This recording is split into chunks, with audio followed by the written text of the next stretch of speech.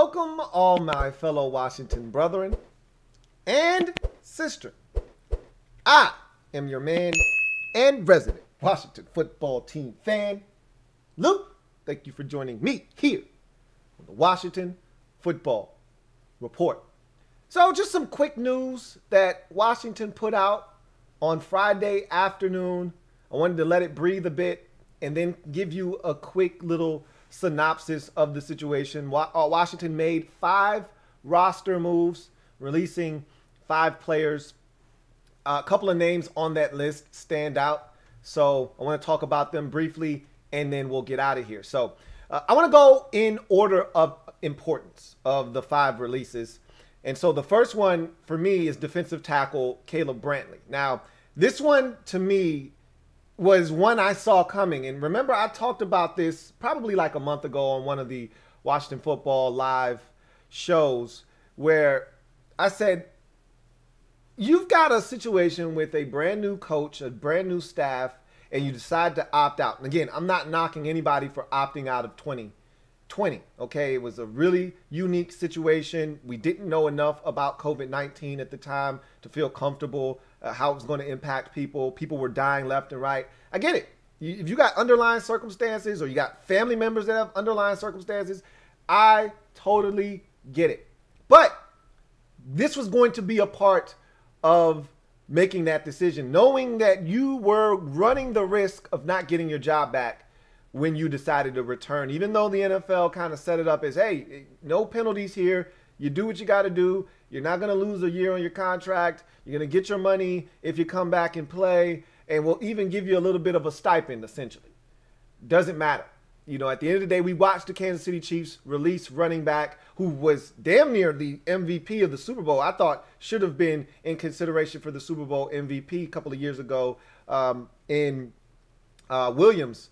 And I said, I wouldn't be shocked if we see that here. You know, a lot of players who sat out this season either not coming back, decided to retire like Patrick Chung in New England, or in the case of Damian Williams in Kansas City, they just moved on from him. They drafted Clyde Edwards-Helaire. Darrell Williams stepped up. They have enough backs. They feel good. They moved on from this guy. They just gave him new money not too long ago, and they decided to cut ties with him. And I said, we didn't have many guys decide to opt out, honestly. We only had 2 guys decide to opt out.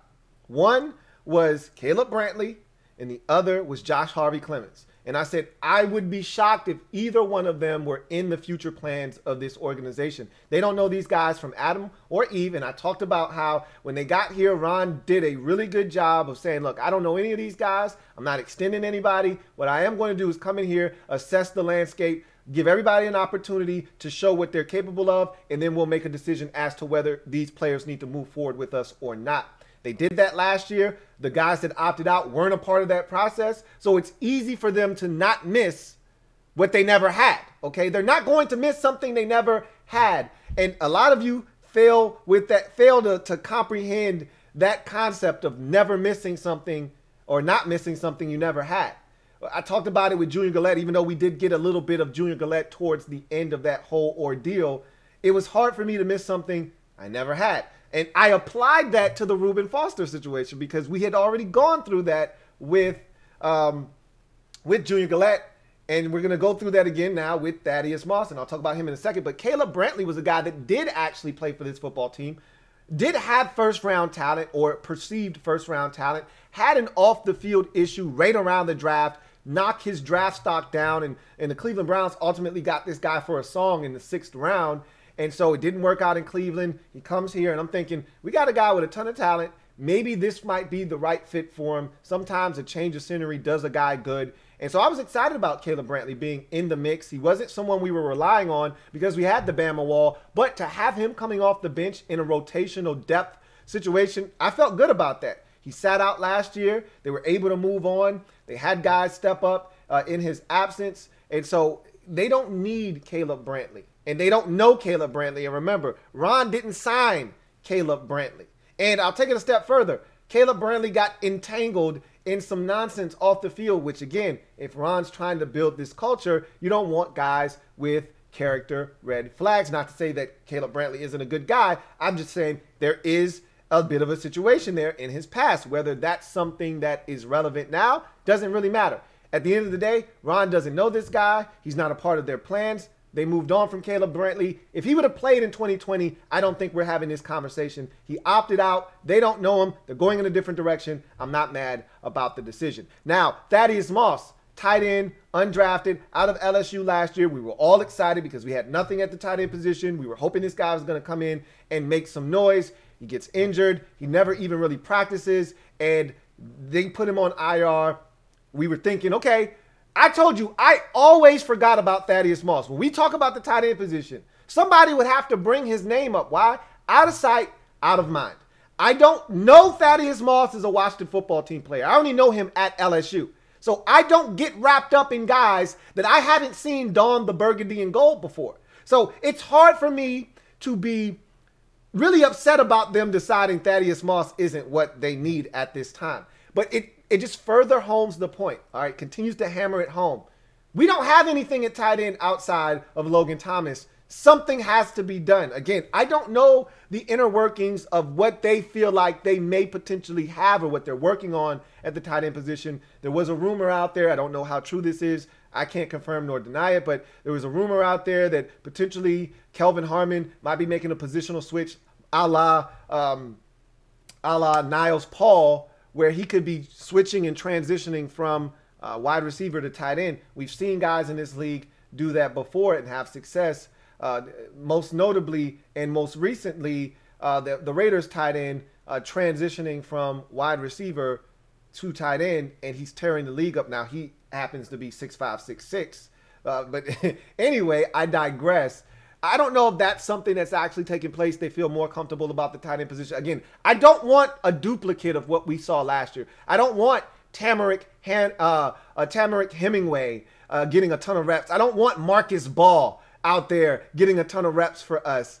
I really need them. And Jeremy Sprinkle has already signed with Dallas. So I didn't want him back, neither did you. But still, even if they wanted to go down that route, that's not an option. So I need them to fix the tight end position. I can't sit here and act as if it's okay to just have Logan Thomas. I hope that they are prepared to spend not one, but possibly upwards of 2 draft picks, at least bare minimum, at least 1 draft pick on a tight end in this upcoming draft. They have to understand that the tight end position is not good. It's not safe. It's not secure. We don't have enough depth. Please, please do not try and sell us on Marcus Ball or Tamarick Hemingway. I hope they are prepared to do something at tight end. But Thaddeus Moss, he wasn't it. And I tried to explain to you guys that even if he was healthy, I don't think he was going to get drafted very highly in the NFL draft. Because again, as I've mentioned to you, if you're super talented, even if you're injured and you're damaged goods, you still get drafted. How many guys have we seen with major injuries? And his wasn't even a major injury. It just required surgery. He was able to play through it. We've seen guys have to be carted off the field, a la Jalen Smith. Not to say that Thaddeus Moss was ever viewed as the top 5 pick, which Jalen Smith was, or if you want to go to Miles Jack, he was viewed as a potential top 5 pick before his injury. Whatever the case may be, it doesn't even have to be on that grand of a stage.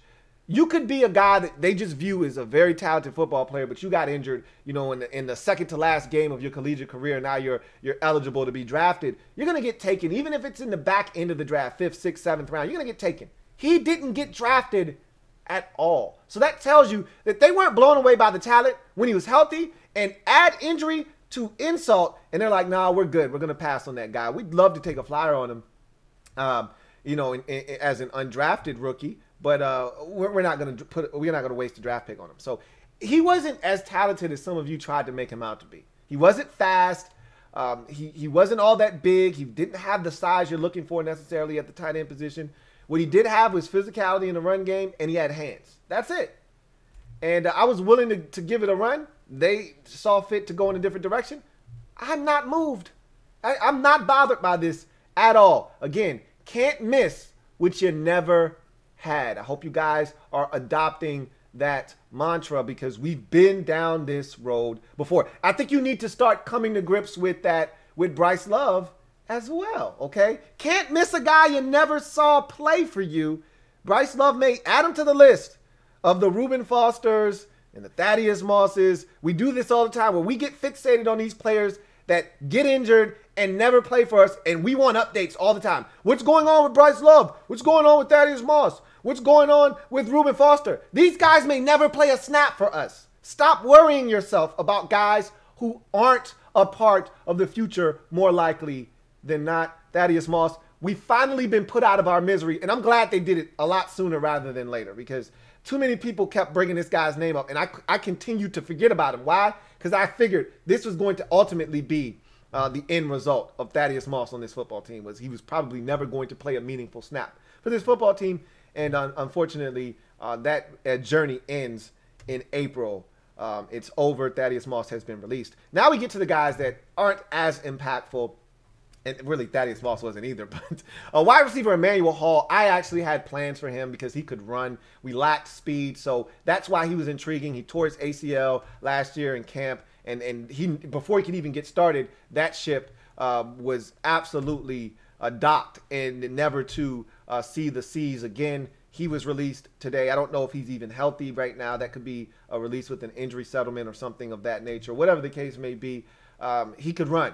But again, nobody saw fit to draft him, so he wasn't that highly regarded in league circles. He's gone. I know a lot. There were a few of you, not a lot of you, a few of you out there like, look out for Emmanuel Hall. And I'm like, hey, I know he can run. I watched Drew Lock's tape. When I wanted Washington to take him in 2019, the guy that he was throwing the home run ball to was Emmanuel Hall. I know who he is, but I said he's a one-trick pony, and if you get hurt and tear your ACL, people start to question that one trick that you have. Washington decides to move on from him. And then the final two guys that they move on from are both running backs. One, Javon Leak. A lot of you probably know, if you're Maryland fans out there, a Maryland University running back a couple of years ago came out in the draft. Never really got a great opportunity in this league. He was first, and I would either say a draft pick. I think he went undrafted. I think McFarland was the one that was drafted by the Steelers late in the draft. And Leak went undrafted and ended up with the Giants. They moved on from him. We picked him up. I thought we should have given him at least a sniff in the returns game as a kick returner, and that didn't take place. And so, you know, it is what it is. At this point, I myself don't think that he was ever going to be a guy that we were going to be able to rely on. Similar to Lamar Miller, I'm surprised they actually re-signed Lamar Miller, because I said – last year when we signed him, and a lot of people got excited, I said, don't really look for Lamar Miller to contribute. He's a break in case of an emergency guy. If we get all of our guys back healthy, and really the only guy that was banged up at the time was Antonio Gibson, but it was pushing our running back position to the limits, because now it's J.D. McKissick and it's Peyton Barber, and if anything happens to one of those guys, you're really in trouble. So they just had him sitting there just in case. And Gibby ultimately came back against the Panthers. And so there was no need for Lamar Miller. I figured we were never going to see Javon Leak, even though I thought it would have been nice to give him an opportunity because he was so dynamic at the University of Maryland returning kickoffs. I thought that it might have been in our best interest to at least put him back there. What do you got to lose? But they never did that. They released him as well. And then finally, they released running back Michael Warren as well. Again, not really blown away by his talents. If it's the same Michael Warren I'm thinking about, played at the University of Texas. Again, never really expected much of him when they brought him on board to begin with. So Washington makes a few moves roster-wise. 5 guys released. The top 2 guys on that list are the ones that are really worth talking about. As I mentioned, Caleb Brantley, defensive tackle, was a part of this rotation. Thought he was going to be a guy that could potentially be a part of this rotation moving forward. The new regime, Ron Rivera and company, thought otherwise, moved on from him. And same could be said with Thaddeus Moss. A little bit different. Moss wasn't here before they got here. They brought Thaddeus Moss here, but the guy that brought Thaddeus Moss here is no longer here. And so it's easy for Ron to say, that wasn't my guy. That was Kyle Smith's guy. I didn't want him here anyway.